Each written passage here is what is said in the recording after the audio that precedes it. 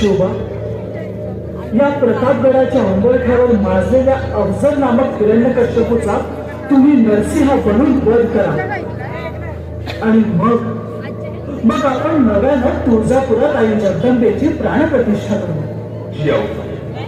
आई जगदंबेच्या नावानं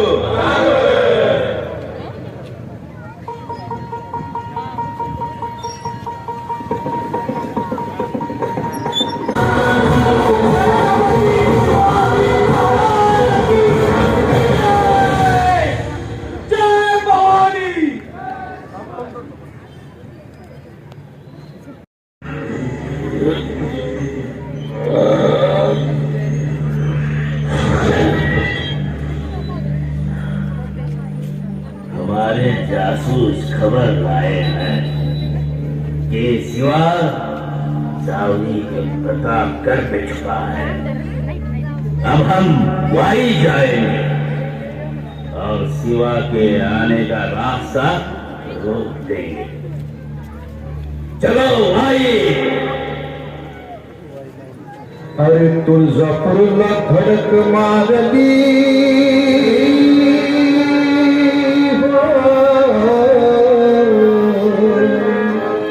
तुळजापूरला धडक मारली, भवानी खोलली, चाल खोलली, प्रलय मांडीला पंढरपूर, प्रलय मांडीला पंढरपूर, प्रजा केली हैराण रस्त्याला, प्रजा केली हैराण रस्त्याला, आणि येऊन तो चला पहावयाला, येऊन तो चला पहावयाला, येऊन तो चला.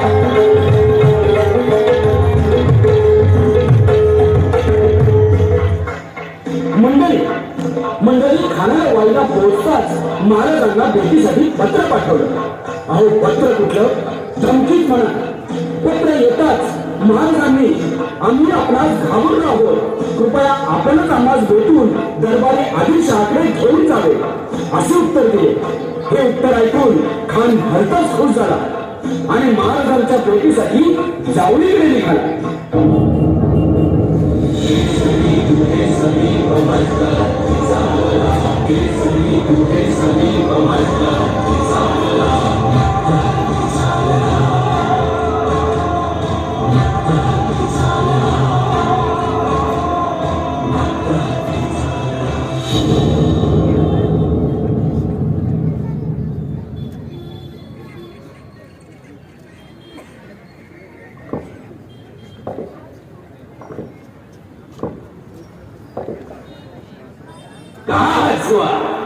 निघालेच होते राजे गडावरून, का बरं आली नसती? हमसे क्या पूछ रहे हो कर्ण? जाओ जाके लेके आओ शिवा को. जी, मी घेऊनच आलो राजांना.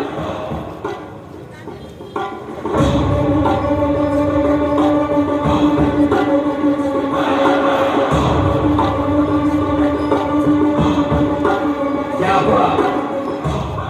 राजे म्हणताय कराराप्रमाणे वागावे. भेट एकट्यामध्ये करली होती. सय्यद बंडा यांना बाहेर जाण्यास सांगावे.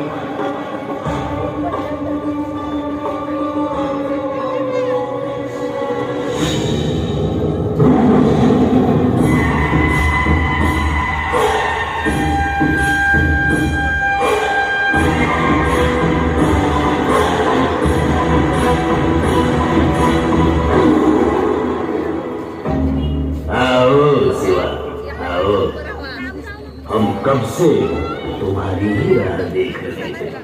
खान साहेब, आम्ही आपली प्रतीक्षा करतच होतो.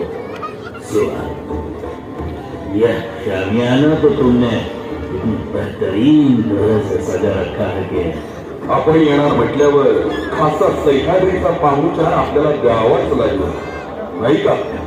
तुम्हारी बहुत सारी शिकायतें सुनी है हमने. इतनी भी इस बुरी राह पर क्यों चल रहे हो शिवा? क्या तुम्हें तुम्हारी जिंदगी प्यारी नहीं? मनाला कमकुवत असणारी माणसं जिंदगीवर प्रेम करतात आणि वाघाचं काळीज बाळगणारे नेहमी शिकारीवर लक्ष ठेवून असतात. त्यांना मरणाची भीती कधीच नसते. खान साहेब, शिवा, खामोश. इसका मतलब आदिलशाही, कुतुबशाही और मुगलों को तुम मानते नहीं हो। और इसीलिए अली आदिल शाह की हुकूमत को ठुकराकर इतना बेदाग बरतते हो। काही एक मानावं तर ते महाराष्ट्र भवानीला आणि काही एक भ्यावं तर ते प्रभू रामचंद्रांना. बाकी कोणाला घ्यायला हा शिवाजी म्हणजे कोणी आदिलशाही, कुतुबशाही किंवा मुघलशाहीचा सेवक नाही. शायद यह तुम भूल गए हो कि तुम्हारी वह तुलजा भवानी हमारे सामने उसकी करामात और अजमत नहीं दिखा पाई. अजिबात विसरलो नाही खान साहेब. प्रत्येक गोष्ट आम्हाला अगदी स्पष्ट आठवते. कनकगिरीच्या वेढ्यावेळी तुम्ही आमच्या थोरल्या बंधूंना, संभाजीराजांना न केलेली मदत, आमच्या आबासाहेबांचा केलेला उपमर्द आणि आमच्या कुलस्वामींवरती उगारलेला तुमचा वार. पण ज्या तुळजा भवानीचा पुत्र अजून जिवंत आहे आणि तुमच्या सामने निधड्या छातीला उभा आहे, ती अशा क्षुल्लक खावांची गिनतीही करत नाही खान साहेब. सिवा तुम्हारी इसी बेअदबी की वजह से तुम्हारा मुल्क कब्जा करके मुझे तुम्हें यहाँ से कैद करके बीजापुर ले जाना पड़ेगा. वहां मैं तुम्हें अली आदिल शाह के सामने झुकाऊंगा. लेकिन उससे पहले इस अफजल खान को गले से तो लगाओ. तुम तो मुझे मेरे भतीजे की तरह ही हो. बिल्कुल खान साहेब, जरूर. आओ सिवा, आओ.